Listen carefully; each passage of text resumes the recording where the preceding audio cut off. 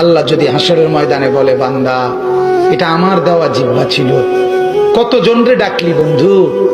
আল্লাহ যদি বলে, বান্দা আমার এই জবানে আমার নামটা কি আমি একবারও শোনার অধিকার ছিল না? আমার এই কপালটায় আজকের সারাদিনে আমি একটা সেজদাও পাওনা ছিলাম না? আমার এই কানটায় আমি আল্লাহকে একটা বারো আজানের আওয়াজটা শোনার হক আমি পাওনা ছিলাম না? কি বলবি যুবক? হ্যাঁ মুসলমান, কি বলবো? বলো না বাপ, কি বলবো?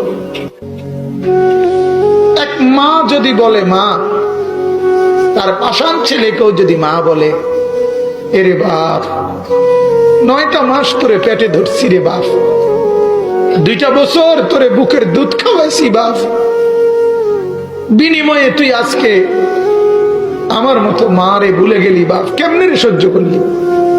এই কথা বললে যত বড় পাষাণ ছেলেই হোক, সেও তো কিছুক্ষণের জন্য হলো মাথাটা নোয়াই লাগবে।